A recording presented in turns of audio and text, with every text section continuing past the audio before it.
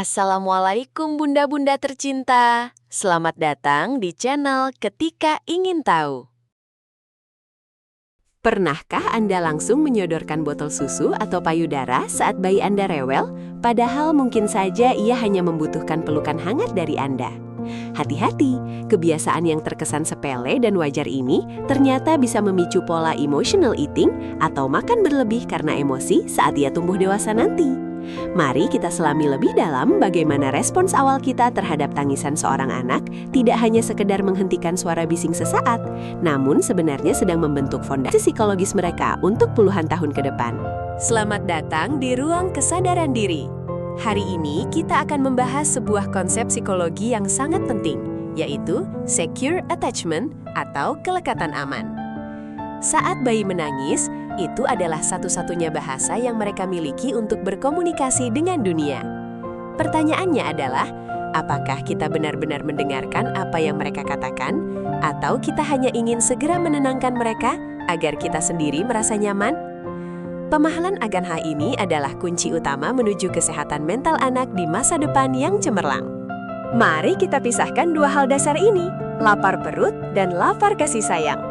Lapar perut adalah kebutuhan fisiologis tubuh yang mutlak membutuhkan nutrisi untuk bertahan hidup dan bertumbuh.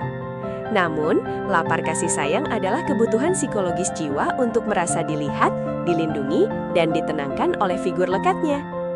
Ketika kita tidak bisa membedakan kedua jenis tangisan ini, kita berisiko memberikan solusi yang salah pada masalah yang sebenarnya sangat berbeda akar penyebab dan penanganannya. Lalu, bagaimana kita mengenali tangisan lapar perut? Perhatikan sinyal tubuhnya sebelum tangisan pecah. Bayi yang lapar perut biasanya akan menunjukkan refleks mencari, memasukkan jari ke dalam mulut, mengecap-ngecap bibir, dan terlihat gelisah secara fisik. Tangisan ini biasanya dimulai dengan nada rendah yang berulang, dan perlahan menjadi lebih intens jika tidak segera direspons. Ini adalah momen yang tepat, di mana nutrisi berupa susu adalah jawaban yang paling benar dan akan langsung menenangkan fisiknya. Sebaliknya, tangisan lapar kasih sayang seringkali muncul saat kebutuhan dasar fisiknya sudah terpenuhi. Bayi mungkin baru saja menyusu, popoknya kering, dan suhu ruangan nyaman, namun ia tetap merengek. Biasanya tangisannya terdengar lebih seperti panggilan, nadanya naik turun, matanya terbuka mencari-cari wajah Anda, atau tubuhnya terlihat tegang butuh ditenangkan. Di titik inilah, memberikan susu bukanlah jawaban yang tepat. Yang ia butuhkan adalah regulasi emosi melalui sentuhan hangat dan kehadiran Anda yang seutuhnya. Inilah letak jebakan psikologisnya. Apabila setiap kali anak merasa tidak nyaman, cemas, atau lelah, lalu kita langsung meresponsnya dengan makanan atau susu, otak anak akan mulai membuat sebuah jalan pintas neurologis yang keliru.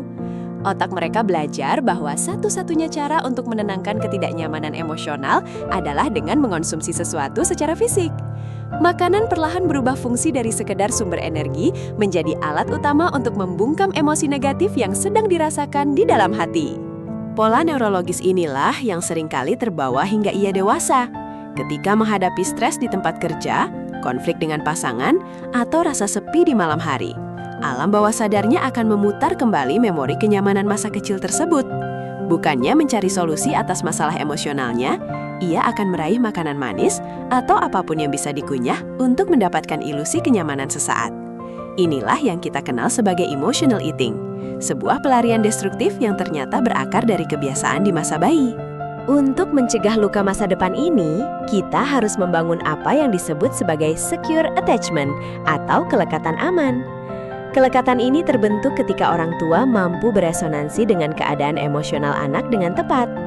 Ketika anak cemas dan menangis karena butuh kedekatan, kita hadir menenangkannya dengan sentuhan, pelukan, atau ayunan lembut. Kita memberi pesan ke alam bawah sadar mereka bahwa rasa tidak nyaman itu sah untuk dirasakan, dan bahwa koneksi manusia, bukan makanan, adalah sumber kenyamanan yang sejati. Kehadiran fisik yang dibarengi dengan kehadiran mental Anda adalah investasi psikologis terbesar bagi masa depan anak.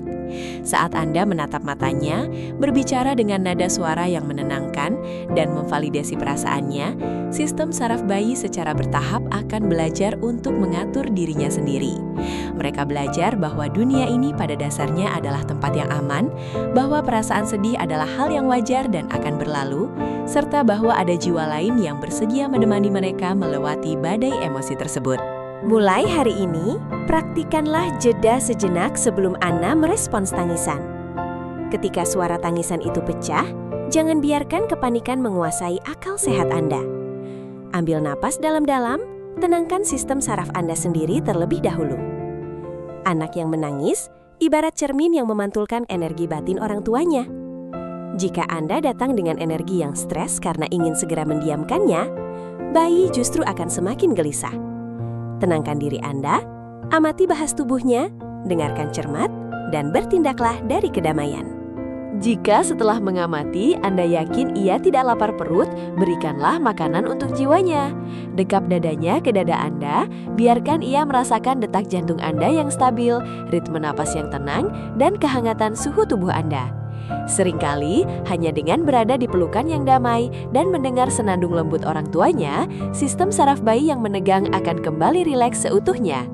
Inilah nutrisi terbaik untuk membangun kecerdasan emosional yang kuat bagi masa depan kehidupannya. Dampak jangka panjang dari pola pengasuhan yang berkesadaran ini sangatlah luar biasa nyata. Anak yang dibesarkan dengan validasi emosional yang tepat akan tumbuh menjadi manusia dewasa dengan kemampuan regulasi diri yang brilian. Mereka tahu pasti kapan tubuh mereka benar-benar membutuhkan makanan dan kapan batin mereka sedang butuh peluit istirahat. Mereka tidak akan menjadikan makanan berlebih sebagai sabuk pengaman emosi di kala sedih, melainkan mampu memproses rasa sakit mereka secara matang dan elegan. Banyak dari kita mungkin dibesarkan oleh generasi masa lalu yang juga kebingungan dalam membedakan ragam tangisan kita. Generasi yang selalu menyuapkan makanan setiap kali kita bersedih agar kita lekas diam. Namun di detik ini, Anda memiliki kendali penuh untuk memutus rantai tersebut. Anda adalah sang pemutus situs. Dengan ilmu dan kesadaran baru ini, Anda sedang merancang ulang takdir psikologis keturunan Anda menuju generasi yang tangguh secara mental dan terbebas dari jerat luka masa lalu. Ubahlah paradigma Anda mulai malam ini juga. Tangisan bayi bukanlah alarm musuh yang harus segera dimatikan suaranya dengan sebotol susu. Tangisan adalah sebuah undangan eksklusif untuk terhubung secara jiwa. Undangan untuk menyelami hati kecil yang sedang berusaha bernavigasi di dunia yang serba baru ini. Ketika Anda berhasil mengubah sudut pandang ini, tugas mengasuh tidak lagi terasa sebagai beban yang menguras kewarasan, melainkan sebuah perjalanan spiritual untuk melatih kesabaran dan cinta kasih. Mulai sekarang, mari kita berkomitmen menjadi pengamat yang lebih bijaksana bagi anak-anak kita. Berikan makanan di saat perut mungilnya keroncongan, dan berikan pelukan, kehadiran mutlak, serta cinta seutuhnya saat jiwanya yang sedang kehausan.